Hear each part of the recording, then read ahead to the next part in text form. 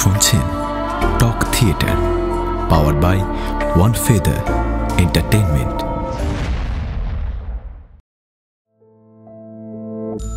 নমস্কার, আপনাদের সকলকে স্বাগত জানাই টক থিয়েটারের একটি নতুন এপিসোডে, powered by one feather entertainment.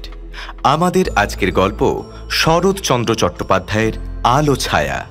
গল্প পাঠে এবং যজ্ঞ দত্তের ভূমিকায় সৌপ্তিক মল্লিক, সুরমার চরিত্রে পিয়ালি মুখার্জি, অন্যান্য চরিত্রে সৌপ্তিক, পিয়ালি এবং মৌমিতা।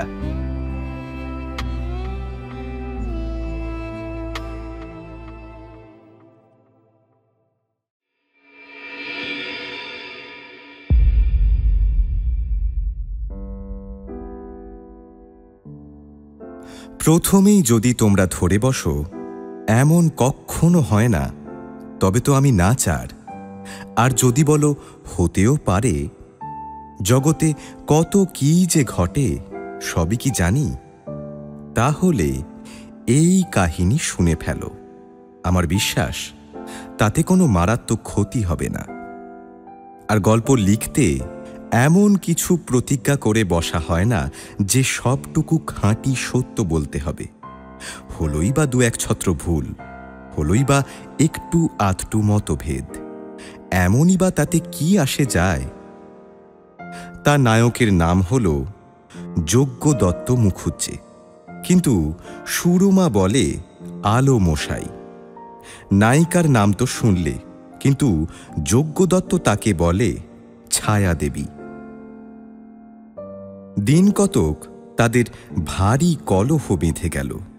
কে যে আলো কে যে ছায়া, কিছুতেই মীমাংসা হয় না। শেষে সুরমা বুঝিয়ে দিল, এটা তোমার সূক্ষ্ম বুদ্ধিতে আসে না যে তুমি না থাকলে আমি কোথাও নেই, কিন্তু আমি না থাকলে তুমি চিরকাল চিরজীবী। তাই তুমি আলো, আমি ছায়া। যজ্ঞ দত্ত হাসল। একতরফা ডিগ্রি পেতে চাও করো, কিন্তু বিচারটা কোনো কাজের হলো না। সুরমা বলল, খুব হয়েছে, বেশ হয়েছে, চমৎকার হয়েছে আলোমশাই। আর ঝগড়া করতে হবে না, তুমি আলোমশাই আর আমি শ্রীমতী ছায়া দেবী। বলতে বলতে ছায়া দেবী নানা রূপে আলো মশাইকে ব্যস্ত করে তুলল। গল্পের এতটুকু তো হলো, কিন্তু এইবার তোমাদের সঙ্গেই দ্বন্দ্বযুদ্ধ না বেঁধে গেলে বাঁচি। তুমি বলবে এরা স্ত্রী পুরুষ, আমি বলবো এরা স্ত্রী পুরুষ বটে, কিন্তু স্বামী স্ত্রী নয়। নিশ্চয়ই তুমি চোখ রাঙাবে, তবে কি অবৈধ প্রণয়?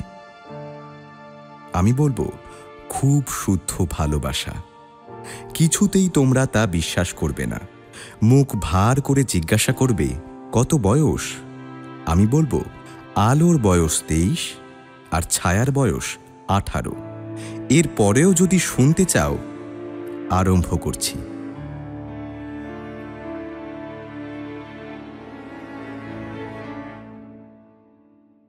যজ্ঞ দত্তের ছোট করে দাড়ি ছাঁটা, চোখে চশমা, মাথায় ল্যাভেন্ডারের গন্ধ, পরনে কুঞ্চিত ঢাকাই কাপড়, শার্টে এসেন্স মাখানো, পায়ে মখমলের কাজ করা স্লিপার।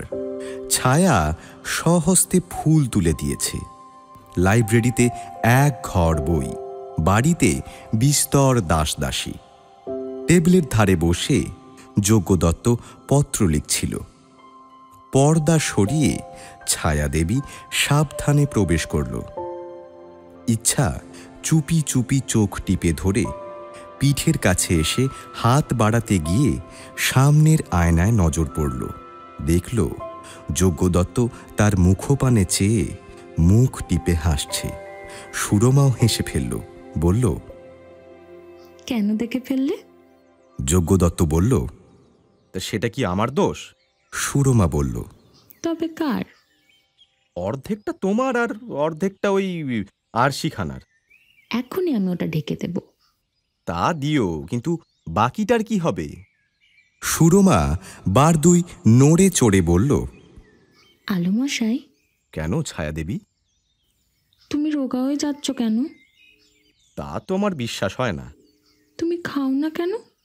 যজ্ঞদত্ত হেসে উঠল। সুরো, কোন্দল করতে এসেছো? হুম। আমি তাতে রাজি নই। তুমি তুমি বিয়ে করবে না কেন? সেই জবাব তো রোজই একবার করে দিয়ে এসেছি। না, করতেই হবে। সুরো, তুমি একটা বিয়ে করছো না কেন? সুরমা যজ্ঞদত্তের হাত থেকে পত্রখানি কেড়ে নিয়ে বলল, ছি, বেদবার কি বিয়ে হয়? যজ্ঞদত্ত খানিকক্ষণ চুপ করে থেকে বলল, কে জানে, কেউ বলে হয়, কেউ বলে হয় না। তবে আমাকে এই নিমিত্তের ভাগী করবার চেষ্টা কেন? যজ্ঞদত্ত দীর্ঘ নিঃশ্বাস ফেলে বলল, তবে কি চিরকাল শুধু আমারই সেবা করে কাটাবে? বলে সে ঝরঝর করে কেঁদে ফেলল।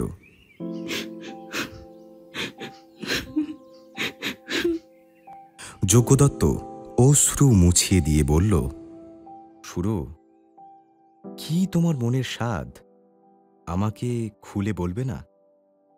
সুরমা বলল, আমাকে আমাকে বৃন্দাবনে পাঠিয়ে দাও।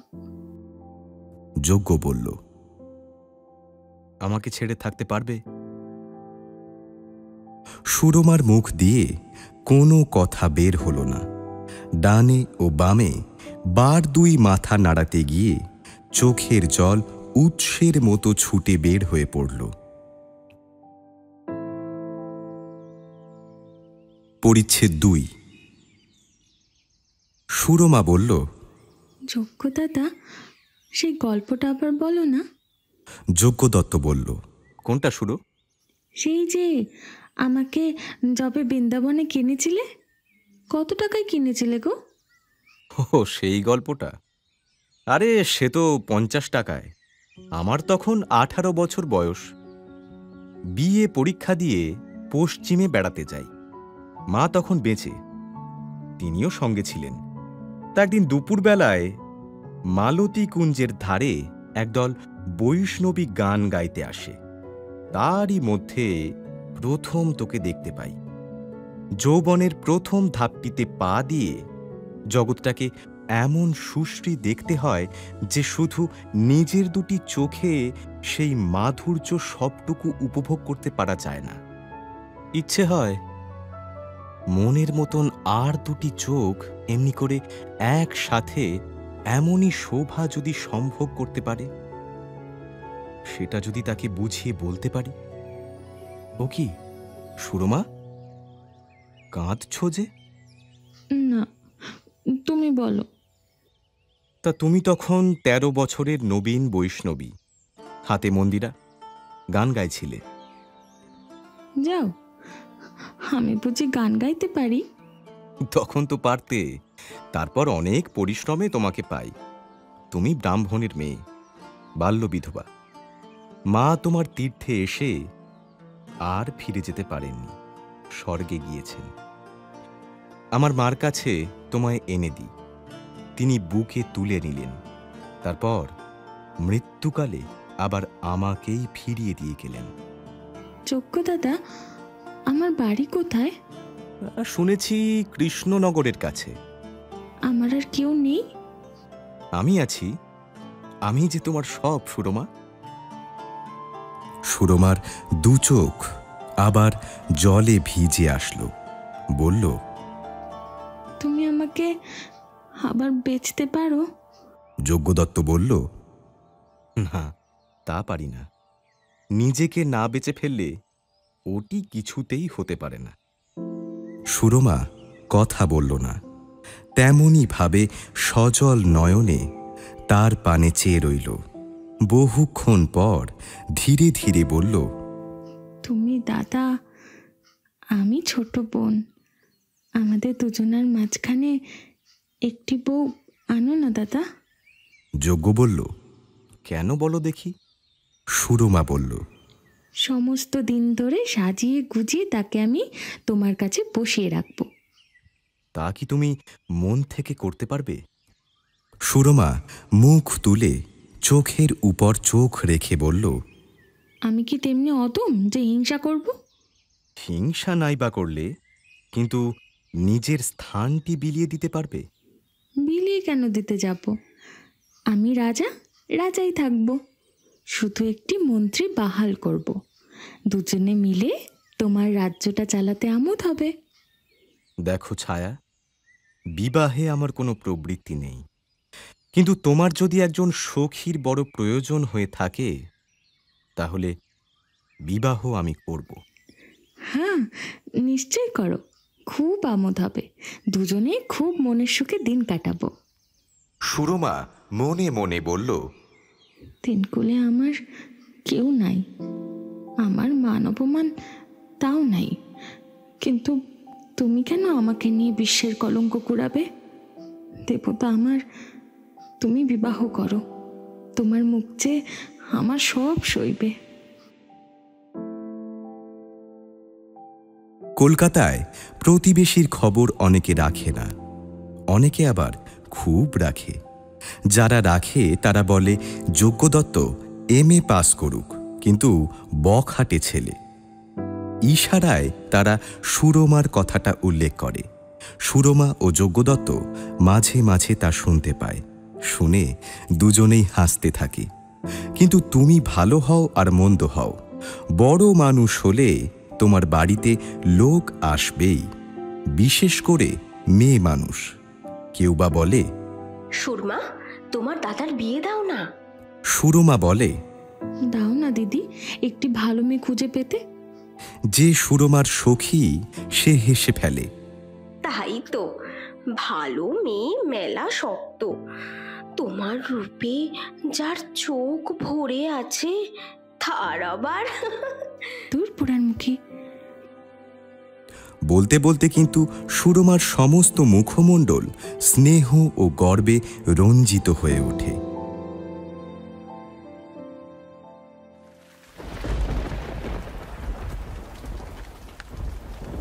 সেদিন দুপুরবেলা ঝুপঝাপ করে বৃষ্টি পড়ছিল।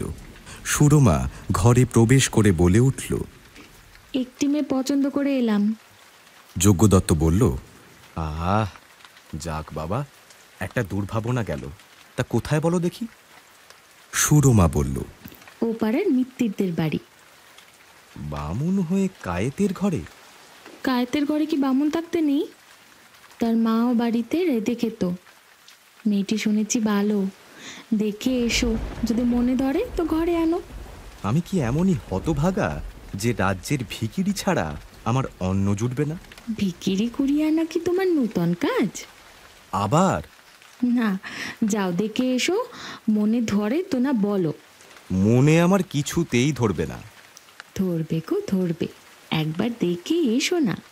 ছায়াদেবী তখন আলো মশাইকে এমন সাজিয়ে দিল, এত গন্ধ লাগিয়ে মেজে ঘষে চুল আঁচড়ে দিয়ে এমনই ভাবে আয়নার সামনে দাঁড় করিয়ে দিল যে যজ্ঞদত্তের লজ্জা করতে লাগল।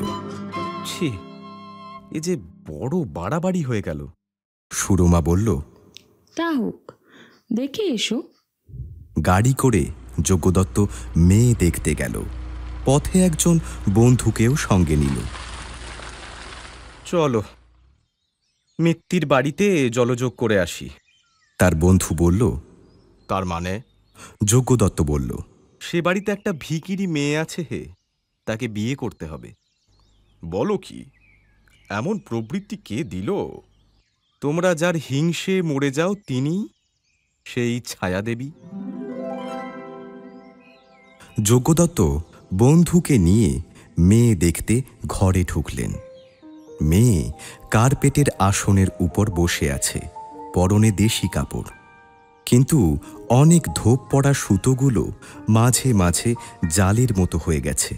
হাতে বেলোয়ারি চুড়ি এবং এক জোড়া পাক দেওয়া তামার মতো রঙের সোনার বালা। মাঝে মাঝে এক এক জায়গায় ভিতরের গলাটা দেখা যাচ্ছে। মাথায় এত তেল যে কপালটা পর্যন্ত চকচক করছে।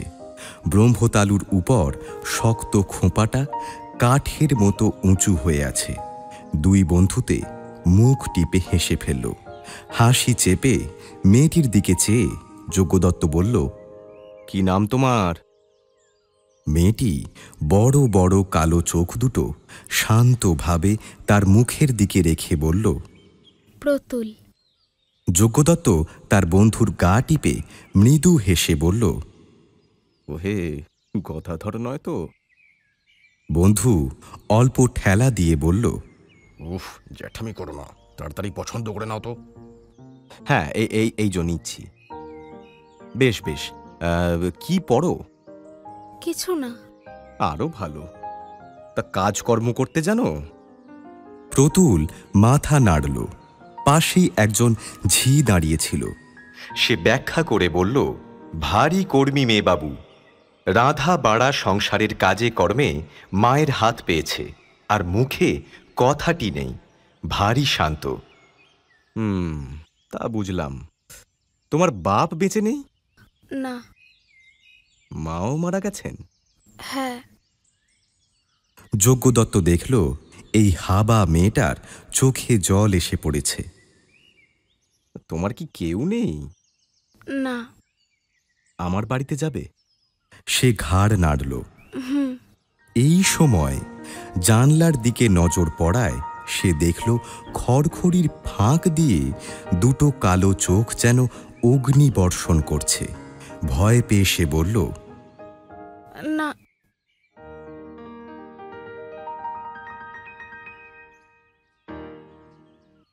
বাইরে এসে মিত্তির মহাশয়ের সঙ্গে দেখা হলো। কেমন দেখলেন? বেশ। বিবাহের তবে দিন স্থির হোক। হোক।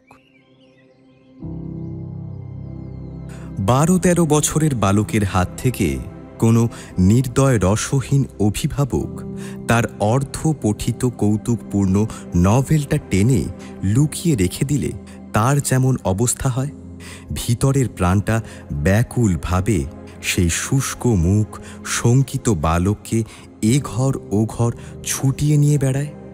ভয়ে ভয়ে তীব্র চোখ দুটি শুধু যেমন সেই প্রিয় পদার্থটিকে আবিষ্কার করার জন্য ব্যস্ত এবং বিরক্ত হয়ে থাকে, আর সর্বদাই যেন কারো উপর রাগ করতে ইচ্ছা করে। তেমনই ভাবে সুরমা যজ্ঞদত্তের জন্য ছটফট করতে লাগল। কি যেন একটা খুঁজে বের করবে। চেয়ার, বেঞ্চ, সোফা, শয্যা, ঘর, বারান্দা সবগুলোর উপরেই সে বিরক্ত হয়ে উঠল। রাস্তার দিকের একটা জানলাও তার পছন্দ হলো না। একবার এটাতে একবার ওটাতে বসতে লাগল। যজ্ঞদত্ত ঘরে ঢুকলেন। কি হলো আলো মশাই? আলো মহাশয়ের মুখ গম্ভীর। সুরমা বলল, পছন্দ হলো? হলো। কবে বিয়ে? বোধহয় এই মাসেই। নিরানন্দ উৎসাহে সুরমা কাছে আসলো, কিন্তু কোনরূপ উপদ্রব করল না। আমার মাথা কাও, সত্যি বলো। কি বিপদ, সত্যিই তো বলছি। আমার মরা মুখ দেখো, বলো পছন্দ হয়েছে? হ্যাঁ হ্যাঁ, হয়েছে। হঠাৎ যেন সুরমা আর কোনো কথা খুঁজে পেল না। বালক বালিকারা ধমক খেয়ে কান্না করার আগে যেমন এদিক ওদিক ঘাড় নেড়ে একটা অর্থহীন কথা বলে ফেলে, সুরমা তেমনি ছেলে মানুষের মতো মাথা হেলিয়ে গাঢ় স্বরে বলল, তবে বলেছিলাম তো। যজ্ঞদত্ত নিজের ভাবনায় ব্যস্ত ছিল, তাই সে বুঝতে পারল না যে এ কথার একেবারে কোনো অর্থই নেই। কেননা প্রথমত পছন্দই হবে এমন কথা সুরমা কোনো কালে উচ্চারণ করেনি। দ্বিতীয়ত সে নিজেও মেয়ে দেখেনি, বরং এমনটি সে মোটেই আশা করে না যে এত অল্পে পছন্দ হবে এবং এত তাড়াতাড়ি সম্বন্ধ পাকা হবে। তাই সে সমস্ত দিনটা নিজের ঘরে বসে এই কথা তোলপাড় করতে লাগল। 2 দিন পরে কিন্তু যজ্ঞদত্ত অনেক কথা বুঝতে পারল। বলল, সুরো, এই বিয়ে দিও না দিদি। সুরমা বলল, বাহ, তা কি হয়, সব যে স্থির হয়ে গেছে। যজ্ঞদত্ত বলল, আরে স্থির কিছুই নয়। সুরমা বলল, না, তা হতে পারে না। দুঃখীর মেয়েকে সুখী করবে এটাও ভেবে দেখো, বিশেষ কথা দিয়ে ফেরাবে। যজ্ঞদত্তের প্রতুল কুমারীর মুখ মনে পড়ল। সহিষ্ণুতা ও শান্ত ভাবের নিগুড় ছায়া যেন সেদিন তার কালো চোখ দুটিতে সে দেখতে পেয়েছিল। তাই সে চুপ করে রইল। তবু যজ্ঞদত্ত অনেক কথা ভাবতে লাগল। সুরমার কথাই বেশি ভাবল। বর্ষার দিনে বাদল পোকাগুলো হঠাৎ যেমন ঘর ভরিয়ে দেয়, তেমন তার মনটা যেন অস্বস্তিতে ভরে উঠল। কিন্তু তাদের নিভৃত বাসগহ্বরটা যেন কিছুতেই খুঁজে বের করা যায় না। তেমনি সুরমার মুখের কথাগুলো কোন গুপ্ত আকাঙ্ক্ষার ভিতর দিয়ে দলে দলে বের হতে লাগল, সেইটাই খুঁজে পেল না। চোখে তার এমনই একটা ঝাপসা জাল লেগে রইল যে কোনো ক্রমেই সুরমার মুখখানি সুস্পষ্ট দেখতে পেল না। পরিচ্ছেদ 5। বিবাহ করে যজ্ঞদত্ত বধূ ঘরে আনল। বিকারগ্রস্ত রোগী ঘরে লোক না থাকলে যেমন সমস্ত শক্তি এক করে জলের ঘড়াটার পানে ছুটে গিয়ে আঁকড়ে ধরে, সুরমা তেমন করে নতুন বধূকে আলিঙ্গন করল। নিজের যতগুলি গয়না ছিল পরিয়ে দিল, যতগুলি বস্ত্র ছিল সমস্ত তার বাক্সে ভরে দিল। শুষ্ক মুখে সমস্ত দিন ধরে বধূ সাজাবার ধুম দেখে যজ্ঞদত্ত মুখ চুন করে রইল। গাঢ় স্বপ্নটা সহ্য হয়, কেননা অসহ্য হলেই ঘুম ভেঙে যায়। কিন্তু জেগে স্বপ্ন দেখাটায় যেন দম আটকাতে থাকে, কিছুতেই সেটা শেষও হয় না, ঘুমও ভাঙে না। মনে হয় একটা স্বপ্ন, মনে হয় এটা সত্য। আলো ছায়ার দুজনেরই এই ভাবটা আসতে লাগলো। একদিন ঘরে ডেকে যজ্ঞদত্ত বলল, ছায়াদেবী। কি যোগ্যদাতা? আলো মশাই বললে না? মুখ নত করে সুরমা বলল, আলোমশাই। যজ্ঞদত্ত 2 হাত বাড়িয়ে বলল, অনেকদিন কাছে আসনি, এসো। সুরমা একবার মুখ পানে চেয়ে দেখল, পরক্ষণেই বলে উঠল, বাহ, আমি তো খুব বউকে একলা পেলে এসেছি। বলতে বলতে সে ছুটে পালিয়ে গেল। রাগের মাথায় যদি হঠাৎ কোনো অপরিচিত ভদ্রলোকের গালে চড় মারা হয়, আর সে যদি শান্তভাবে ক্ষমা করে চলে যায়, তাহলে মনটা যেমন খারাপ হয়ে থাকে, তেমনি ক্ষমাপ্রাপ্ত অপরাধীর মতো তারও মনটা ক্রমাগত দমে যেতে লাগল। কেবলই মনে হয় সে অপরাধ করেছে, আর সুরমা প্রাণপণে ক্ষমা করছে। সুরমা সর্বাভরণা নববধূকে জোর করে তার পাশে বসিয়ে দেয়। সন্ধ্যা হলেই বাইরে থেকে কট করে তালা বন্ধ করে দেয়। গালে হাত দিয়ে যজ্ঞদত্ত ভাবতে থাকে, বউও কতক বুঝতে পারে। সে শেয়ানা মেয়ে নয়, তবুও সে তো নারী। সাধারণ স্ত্রী বুদ্ধিটুকু থেকে ভগবান কাউকেই বঞ্চিত করেন না। সেও সারা রাত জেগে থাকে। আজ 8 দিনও বিবাহ হয়নি।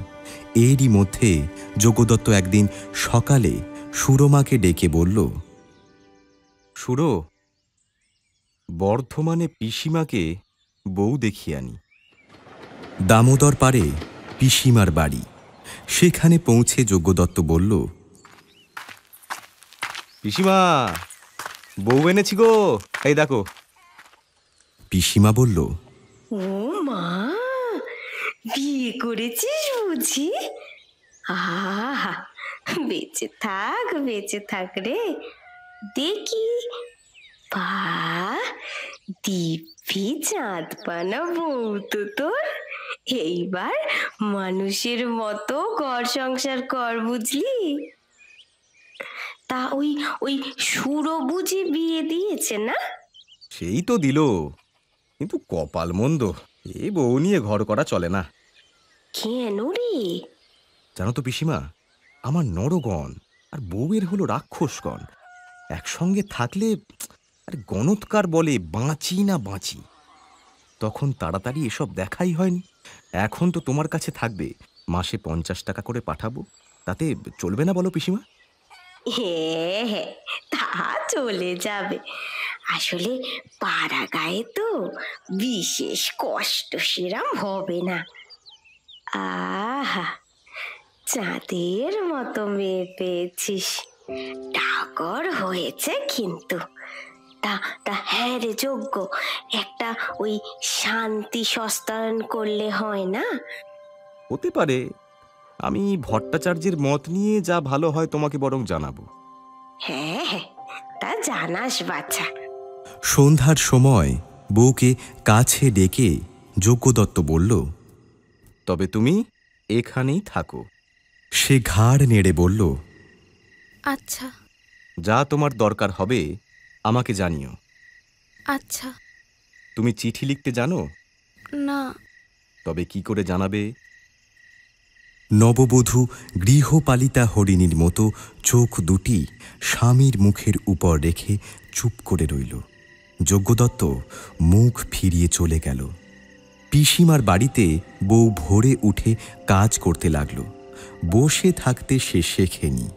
নতুন লোক হলেও সে পরিচিতের মতো ঘর কন্যার কাজ করতে শুরু করল।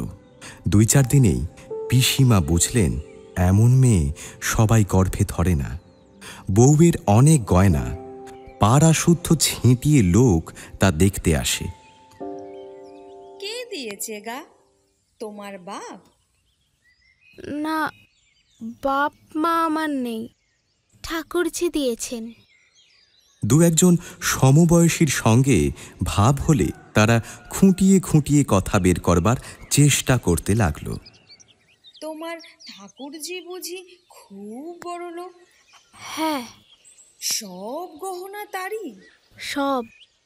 তার আর দরকার নেই, তিনি বিধবা, এসব পড়েন না। কত বয়স বউ? আমার চেয়ে কিছু বড়। তিনি জোর করে আমার সঙ্গে বিয়ে দিয়েছেন। তোমার বর বুঝি তার খুব অনুগত? হ্যাঁ, তিনি সতীলক্ষ্মী, সবাই তাকে ভালোবাসে। পরিচ্ছেদ 6। উপরের জানলা থেকে সুরমা দেখল যজ্ঞদত্ত বাড়ি ফিরে আসলো, কিন্তু সঙ্গে বউ নেই। ঘরে প্রবেশ করলে সে বলল, যোগ্য দাদা, বউকে কোথায় রেখে এলে? পিসির বাড়ি। সঙ্গে আনলে না কেন? থাক, কিছুদিন পরে আনলেই তো হবে। কথাটা সুরমার বুকে বিঁধল। দুজনেই চুপ করে রইল। প্রিয়জনের সাথে তর্ক করতে গিয়ে হঠাৎ বচসা হয়ে গেলে যেমন দুইজনেই কিছুক্ষণ ক্ষুণ্ণ মনে চুপ করে বসে থাকে, এই দুইজনও কিছুদিন তেমনি চুপচাপ দিন কাটাতে লাগল। সুরমা বলে, নিয়ে খেয়ে নাও, অনেক বেলা হলো। যজ্ঞদত্ত বলে, হ্যাঁ, এই যাই। এমন করেও কিছুদিন কাটল। একসঙ্গে ঘর করতে গিয়ে চিরদিন এইভাবে চলে না, তাই আবার মিল হতে লাগল। যজ্ঞদত্ত আবার আদর করে ডাকতে লাগলেন, ও ছায়া দেবী। ছায়া কিন্তু আর আলোমশাই বলে না, যজ্ঞ দাদা বলে, কখনো বা শুধুই দাদা বলে ডাকে। সুরমা একদিন বলল, দাদা, প্রায় 3 মাস হতে চলল, এইবার বউকে আনো। যজ্ঞদত্ত সে কথার খুব একটা পাত্তা না দিয়ে বলে, হ্যাঁ, তা হবে ক্ষণ। মনের ভাব বুঝে সুরমা চুপ করে থাকে। পিসির পত্র মাঝে মাঝে আসে। পিসি লেখেন, বউয়ের ম্যালেরিয়া জ্বর হইতেছে, চিকিৎসা হওয়া প্রয়োজন। মনের ভাব বুঝে যজ্ঞদত্ত কতগুলো টাকা বেশি করে পাঠিয়ে দেয়, আর মাসখানেক কোনো কথা ওঠে না। এমন সময় একদিন হঠাৎ চিঠি আসলো, পিসি মারা গেছে। যজ্ঞদত্ত বর্ধমানে চলে গেল। যাওয়ার সময় সুরমা মাথার দিব্যি দিয়ে বলে দিল, বউকে নিয়ে এসো। বর্ধমানে পিসির শ্রাদ্ধ শান্তি হয়ে গেলে একদিন দুপুরবেলা যজ্ঞদত্ত বারান্দায় দাঁড়িয়ে বাড়ি যাওয়ার কথা ভাবছিল। উঠানে একটা ধানের মড়াইয়ের পাশে নতুন বউ দাঁড়িয়ে চোখে পড়ল। চোখাচোখি হওয়া মাত্র সে হাত দিয়ে ইশারা করে ডাকল।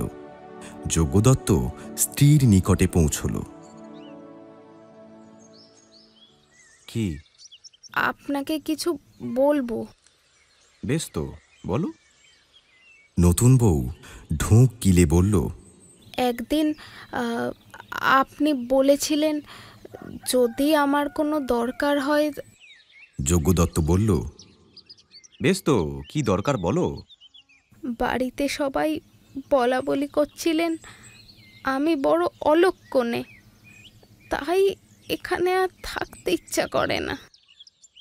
তা তুমি কোথায় থাকতে চাও? কলকাতায় যদি কোনো ভদ্র পরিবারে স্থান পাই। আমি আমি তো সব কাজ করতে পারি। তোমার নিজের বাড়িতে যাবে? আমার আমার নিজের বাড়ি? সে আবার কোথা? তারা কি আর থাকতে দেবেন?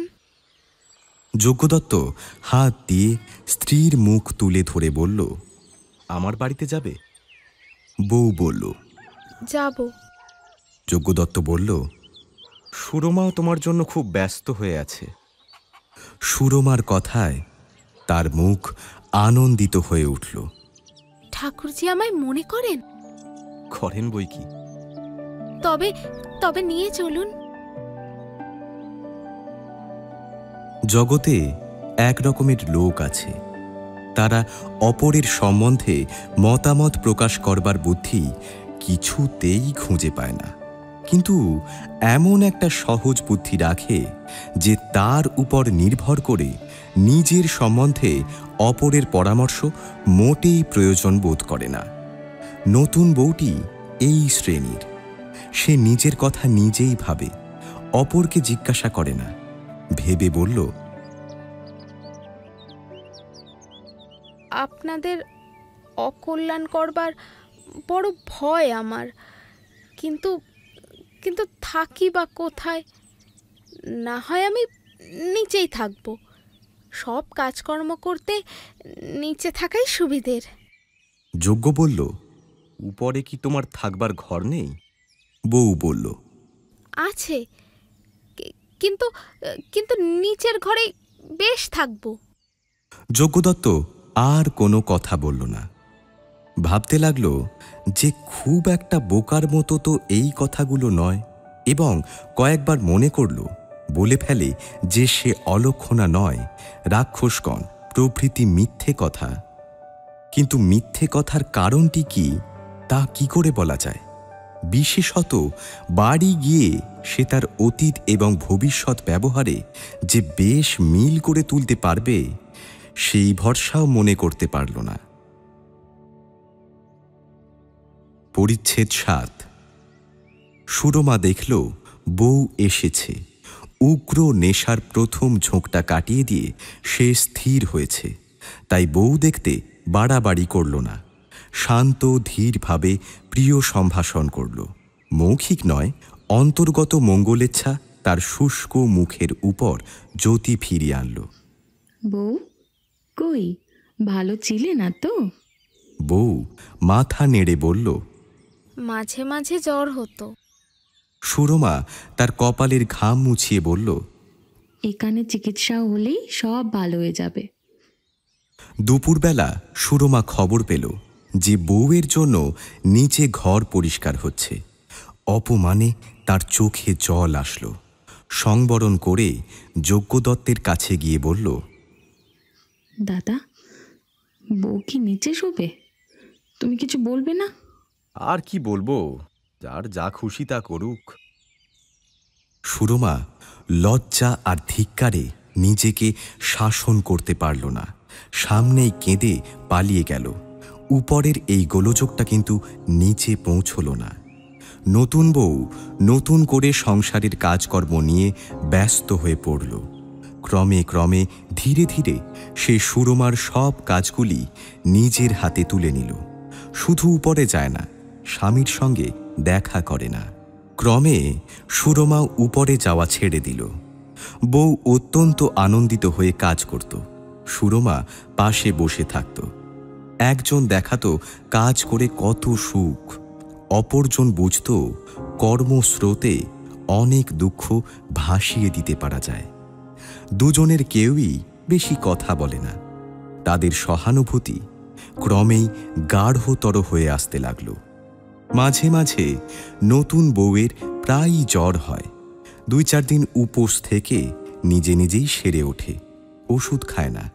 সেই সময়ের কাজকর্মগুলো দাস দাসীতেই করে দেয়। সুরমা পেরে ওঠে না, ইচ্ছা থাকলেও সামর্থ্যে কুলোয় না। সোনার প্রতিমা সুরমা দেবীর এখন আর সেই রং নেই, সেই কান্তি নেই। অত লাবণ্য 2 মাসের মধ্যে কোথায় যেন উড়ে গেছে।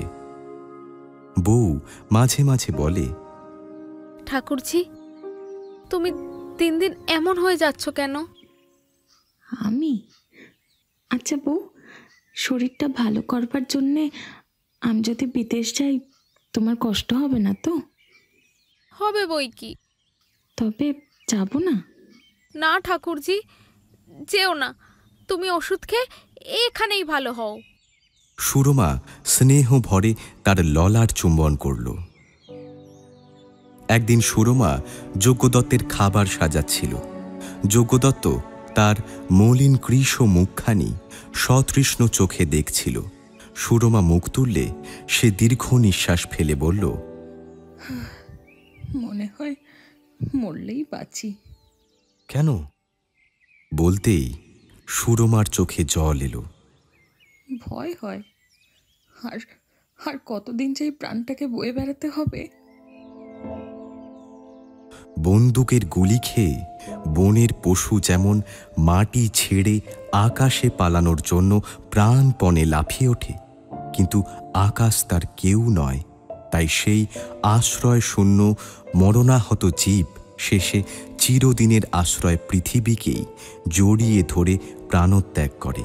তেমনি ছটফট করে সুরমা প্রথমে আকাশ পানে চেয়ে দেখল, তারপর তেমনি করে ভুলুণ্ঠিত হয়ে কাঁদতে লাগল। দাদা, আমাকে ক্ষমা করো। আমি তোমার শত্রু। আমাকে আর কোথাও পাঠিয়ে দিয়ে তুমি সুখী হও।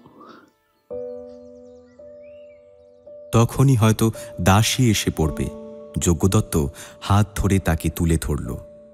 সস্নেহে চোখ মুছিয়ে দিয়ে বলল, ছি, ছেলে মানুষই করে না।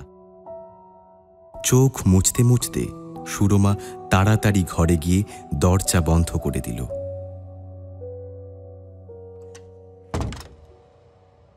পরিচ্ছেদ 8। তারপরে একদিন সুরমা বউকে টেনে নিয়ে বলল, বউ, দাদা কি তোমাকে কখনো কিছু বলেছেন? বউ সহজভাবে উত্তর দিল, কি আবার বলবেন? তবে তুমি কখনো তার কাছে যাও না কেন? তোমার কি যেতে ইচ্ছে করে না? বউয়ের প্রথমটা লজ্জা করতে লাগলো, পরে মুখ নত করে বলল, করে দিদি, কিন্তু যাবার তো জো নেই। কেন বউ? তোমার কি মনে নেই? কই না। ও, তুমি বুঝি ভুলে গেছো ঠাকুরজি?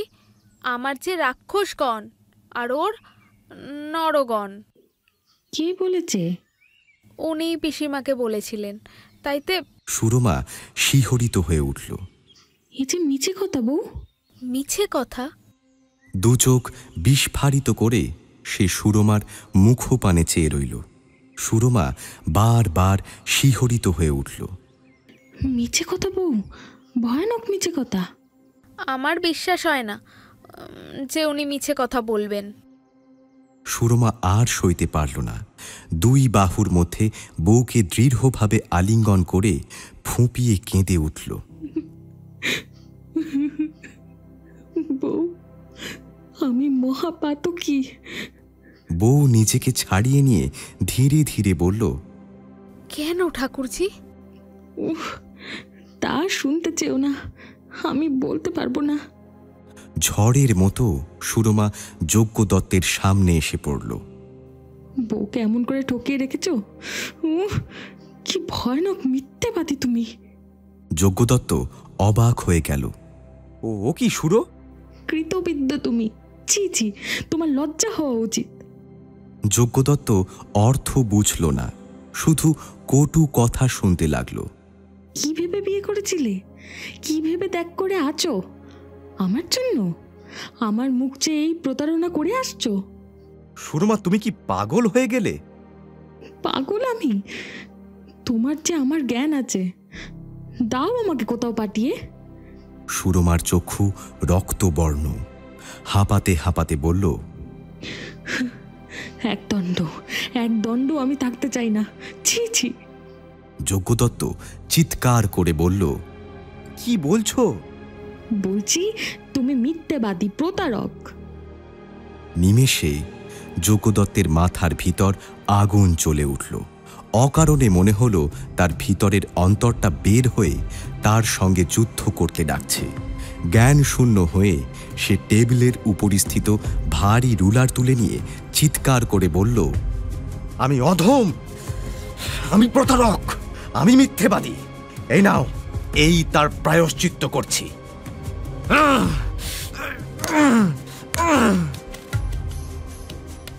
বিপুল বলের সহিত যজ্ঞদত্ত নিজের মাথায় ভীষণ আঘাত করল। মাথা ফেটে ঝরঝর করে রক্ত স্রোত বইতে লাগল। সুরমা অস্ফুটে ডাকল, মাগো। তারপর অচৈতন্য হয়ে মাটিতে পড়ে গেল। যজ্ঞদত্ত তা দেখল তার সমস্ত মুখ রক্তে ভাসছে। চোখের ভিতর রক্ত ঢুকে সমস্ত ঝাপসা মনে হচ্ছে। সে উন্মত্তের মতো বলে উঠল, আর কেন? এই সময় পিছন থেকে কে যেন ধরে ফেলল। ফিরে দেখল তার স্ত্রী। কেঁদে বলল, তুমি?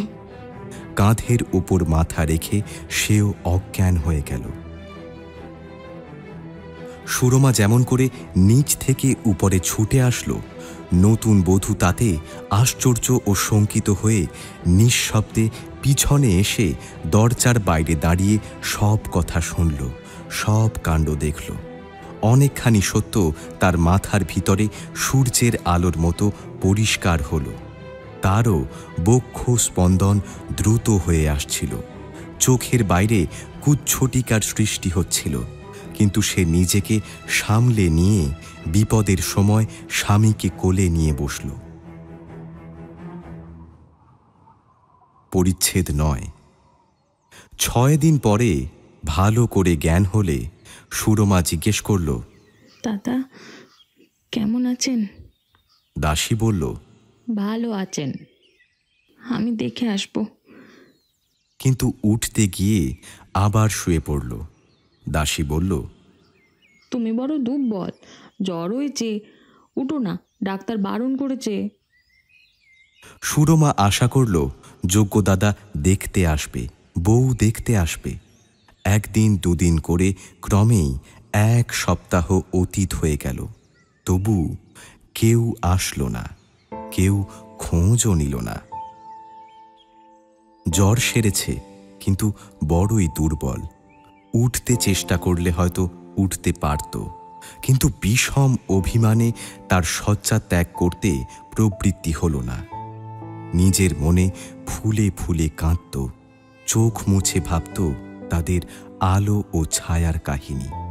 দীপ্ত আলো ও গাঢ় ছায়া নিয়ে তারা খেলা আরম্ভ করেছিল। এখন আলো নিভে আসছে, মধ্যাহ্নের সূর্য পশ্চিমে ঝুঁকছে।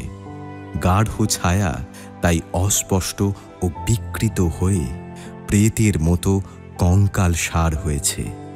অজানা অন্ধকারের দিকে সে ছায়া যেন মিশে যাবার জন্য ধীরে ধীরে সরে যাচ্ছে। কেঁদে কেঁদে সুরমা ঘুমিয়ে পড়ল।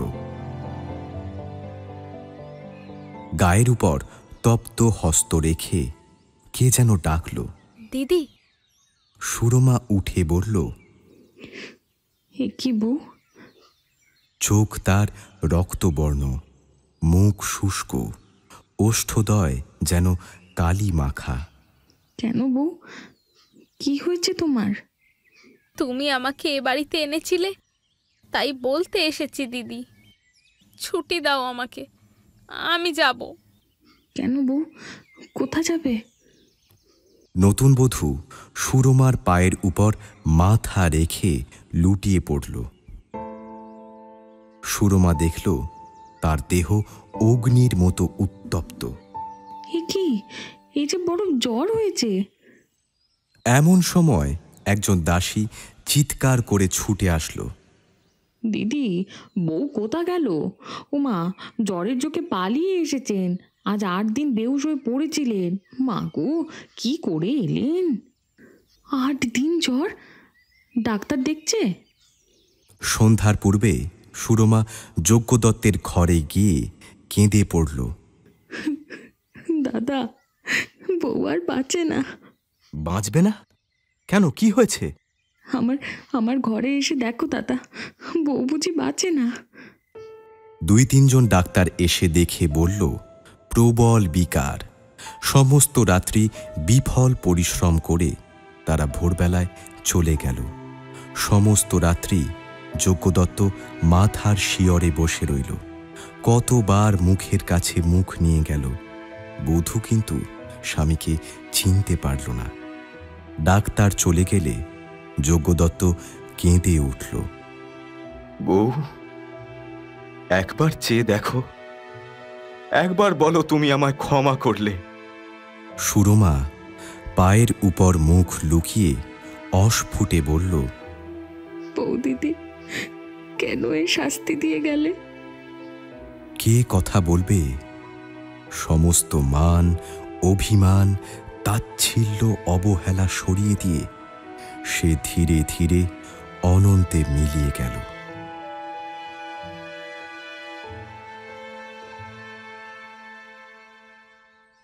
সুরমা বলল, দাদা কোথায়? দাসী উত্তর দিল, কাল তিনি পশ্চিমে চলে গেছেন। কবে আসবেন জানিনি, বোধহয় শিগগির আসবেন না। আমি কোথায় থাকবো? সরকার মশাইকে বলে গেছেন, যত ইচ্ছে টাকা নিয়ে তোমার যেখানে খুশি থেকো। সুরমা আকাশ পানে চেয়ে দেখল, জগতের আলো নিভে গেছে। সূর্য নেই, চন্দ্র নেই, একটি তারাও দেখা যায় না। পাশে চেয়ে দেখল, সে অস্ফুট ছায়াটিও কোথায় সরে গেছে। চতুর্দিক ঘন অন্ধকার। বক্ষ স্পন্দন তার যেন বন্ধ হয়ে আসছে। চোখের জ্যোতি ম্লান ও স্থির হয়ে আসছে। দাসী ডাকল, দিদি। ঊর্ধ্ব নেত্রে সুরমা ডাকল, যজ্ঞ দাদা। তারপর ধীরে ধীরে শুয়ে পড়ল।